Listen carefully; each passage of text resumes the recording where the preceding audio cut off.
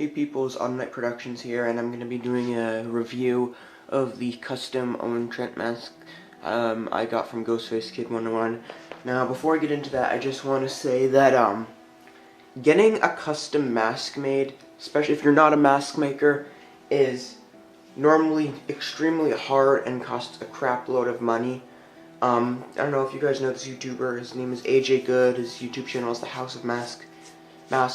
He has a custom mask that he wears in his videos, and he obviously, paid a lot of money for it, and understandably it's a really cool mask, but the fact that ghostfacekid101 is actually, a friend of mine, so I traded him a mask. I traded him my Trick or Treat Studios Dr. Decker mask for this because I don't know, I just wasn't really wearing the Dr. Decker, and I don't know, I feel like, it had a better home with him.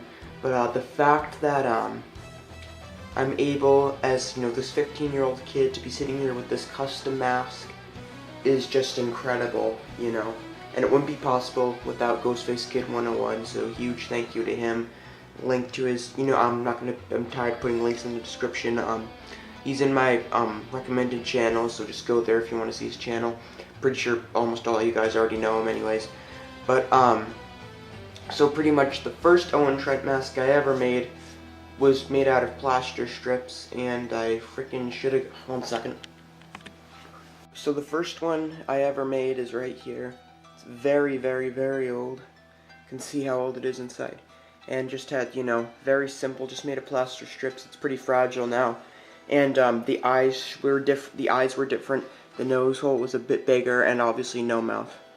And I kept the same design and made a bloody version. Went a bit overboard on the blood, but whatever. And those masks are both extremely old. Then there's this one, which is pretty new. So I changed it a little bit. I made the eyes a bit different. Then also became a bit smaller. That wasn't intentional. And obviously it has a mouth with bars. And so then when we were talking about getting this one made, originally I still wanted the bars in the mouth, but he thought it would look better without the bars, so we decided, alright. And now that doesn't have bars, I'm glad it doesn't, because I think it looks a lot better without them. So that's pretty much how it came to be. So if you're wondering what's up with all the plastic around plastic bags around the styrofoam head, the reason for that is because styrofoam heads aren't actually good for latex or vinyl masks. With things like plastic or like fiberglass or whatever, or cloth, it's fine. But styrofoam can actually suck the moisture out of latex and vinyl masks.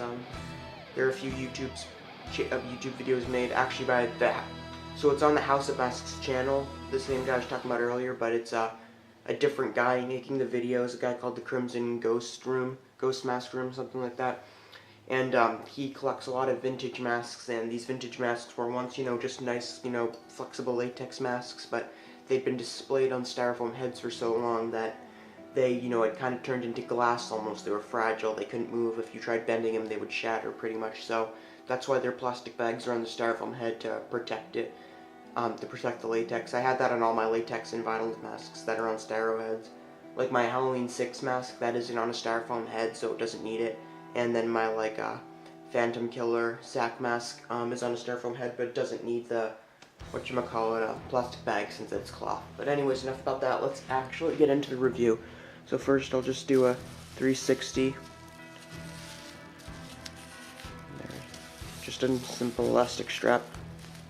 Alright, so one thing I want to talk about right away is the detail on it. So this, even though it's made of latex, let me try and get this thing to focus, one sec. And it absolutely doesn't want to focus, one sec. God damn it. There we go. So this is latex, but it was soaked in gauze and maybe cheesecloth and cotton, all that kind of stuff. So it still has the texture of a plaster mask, and I think it looks really cool. It really just has that wintry look to it, which I'm a huge fan of, obviously, because, Owen Trent's a winter killer. And, so yeah, the texture on this is amazing. So I'm about to, let me just take this off of the styrofoam head. And It's actually a pretty thin cast. It weighs pretty much nothing, and show you like the. It's like obviously since this mask wasn't made from a mold, it was just the latex was casted right onto the clay, so the tips are a lot thinner than, you know, the actual mask itself, so that's not really good to go by. But inside you can see this is 2 out of 4. He made 4 of these. 1 for me, obviously, 1 for him, 1 for Nico Bosso Boss, and 1 for Slash Movies 410, so if you want one, sorry, you're out of luck. But, yeah, and this mask also feels great to wear. Like, a lot of masks, like, for instance, here, let me get it back on the head. So, like, for instance, a Myers mask is very uncomfortable to wear. It's a full head mask. You get really hot in it. It's hard to breathe in. This mask, on the other hand, 1, it has the mouth and nose hole so you can breathe fine, and 2 is it's thin enough so you don't really get really hot in it, and you can wear it for a long time, which is good if you're a weirdo like me and you just like wearing masks. So it's extremely comfortable, which is a huge plus, and it also is molded to fit my face, so it fits me way better than probably would fit any other people unless they have, like, you know, head shape similar to mine. So there's that, and the paint job is perfect. I think, you know, the white is creepy, but I also love the fact that it's very subtly weathered, so it looks like it's been worn for a long time, and it just kind of gives it that wintry, like, ice snow feeling, which I'm a huge fan of. So now I'm going to wear the mask for you guys. Alright, so here it is worn, and it feels great on me. Gonna stick my ears up, and yeah, you can see my nose lines up and my mouth lines up, my eyes line up, and it just is a perfect fit on me. And like I said, feels great, it looks very intimidating, I think. And I plan on growing my hair out. I've tried growing my hair out a lot of times. I used to do it all the time, and lately it's been harder to do. But in theory, this winter, my hair should be really long, so it'll look great with, like, crazy-ass hair.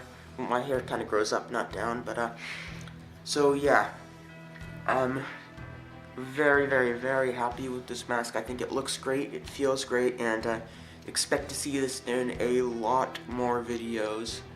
So just give you one more look at it. Alright, thanks guys for watching. Out of Night Productions, out.